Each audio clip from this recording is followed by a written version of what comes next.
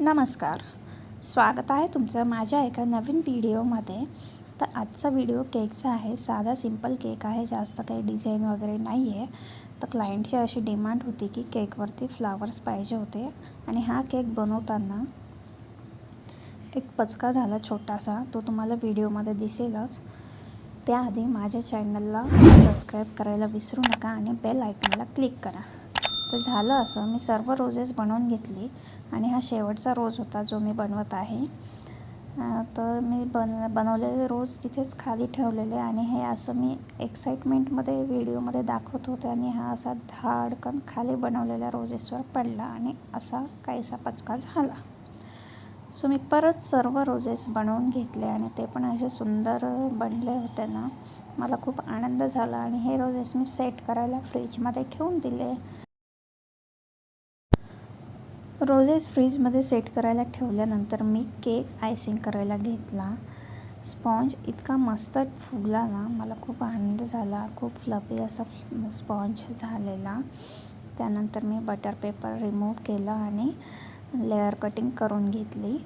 Layer cutting झाल्यानंतर मी त्यात flavour add केला. चॉकलेट फ्लेवर होता बनवायचा. तर या आधीच्या व्हिडिओमध्ये पण कशा पद्धतीने लेअर कटिंग केली आणि कशा पद्धतीने फ्लेवर ॲड केले हे सर्व आधीच्या व्हिडिओमध्ये दिलेलंच आहे. व्हिडिओ खूप मोठा होईल म्हणून मी ते सर्व काही लेअर कटिंग वगैरे स्किप केलेलं आहे. तुम्ही माझ्या आधीचे व्हिडिओ आहेत यूट्यूब चॅनलवर, तिथे बघू शकता. डिटेल आहे मी कशा पद्धतीने लेअर कटिंग वगैरे केली वगैरे. तर इथे मी केक क्रमकोट केला. क्रमकोट करून त्याला अर्ध्या तासासाठी मी फुल टेम्परेचरवर फ्रीजमध्ये सेट करायला ठेवला आणि त्यानंतर मी फिनिशिंग करायला घेतला. व्यवस्थित अशी क्रीम मी लावली जास्त आणि ती सर्व बाजूंनी केकला स्प्रेड करून घेतली. त्यानंतर मी स्क्रॅपरने सर्व फिनिशिंग दिली व्यवस्थित अशी. स्क्रॅपरने फिनिशिंग दिल्यानंतर मला इथे थोडीशी क्रिएटिव्हिटी करायची होती. तर झालं असं की थोडेसे क्रीम जास्त व्हीप झाल्यामुळे बबल्स वगैरे दिसत होते केकवरती आणि टाईम लागत होता स्क्रॅपरने फिनिशिंग द्यायला. तर मी एक ब्रश घेतला आणि त्या ब्रशने केकवरती डिझाईन देण्याचा प्रयत्न केला आणि ते खूप सुंदर दिसत होतं केकवरती. व्यवस्थित असं सर्व बाजूने मी ब्रश फिरवून घेतला. हा केकचाच ब्रश आहे, कलरचा ब्रश इथे नाही यूज केला मी पेंटिंगचा. सो केकच्या ब्रशने मी अशा पद्धतीने सर्व बाजूंनी डिझाईन तयार करून घेतली आणि ते खूप जास्त सुंदर दिसत होता. मला ते खूप आवडलं. काहीतरी नवीन आयडिया झाली. आता इथे मला थोडंसं ग्रीन कलरचा इफेक्ट द्यायचा होता, डिझाईन करायची होती ग्रीन कलरने. तर इथे मी जेल कलर यूज केला. फक्त 2 ड्रॉप टाकले मी, जास्त कलर नाही यूज केला. इथे 2 ड्रॉपमध्येच मस्त असा आपला ग्रीन कलर रेडी झालेला आहे.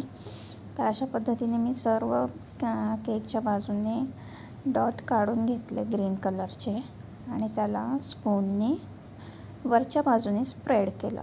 खूप छान डिझाईन तयार झाली, सिंपल अशी. तुम्हाला घाई असेल तर अशा पद्धतीची डिझाईन तुम्ही करू शकता आणि ही डिझाईन केल्यावर खाली बॉर्डर करायची गरज नाही पडत, त्यामुळे हे खूप सुंदर दिसत होतं. आता मला इथे फ्लावर सेट करायचे होते म्हणून मी फ्लावरला असा बेस तयार करून घेतला. मला लीफ वगैरे काढायची गरज नाही पडणार ग्रीन कलरचा बेस केल्यामुळे. अशा पद्धतीने मी सीझरच्या साहाय्याने त्याच्यावरती फ्लावर ठेवून दिले आणि ते खूप छान असे सेट झाले होते, कारण आधी बनवून ठेवले होते मी ते फ्रीजमध्ये सेट करायला. त्यामुळे मला हे केकवरती अप्लाय करायला खूप सोपं गेलं.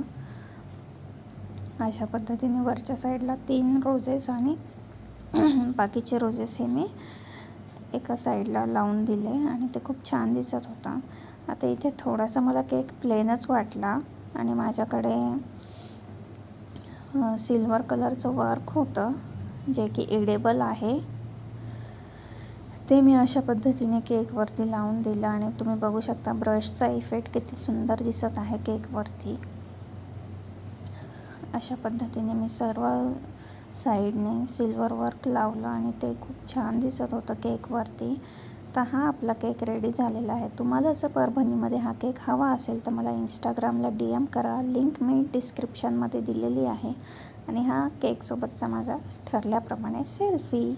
तर कसा वाटला व्हिडिओ हे मला कमेंट करून नक्की कळवा. आणि माझ्या चॅनलला सबस्क्राईब नसेल केले तर सबस्क्राईब करा. बाय.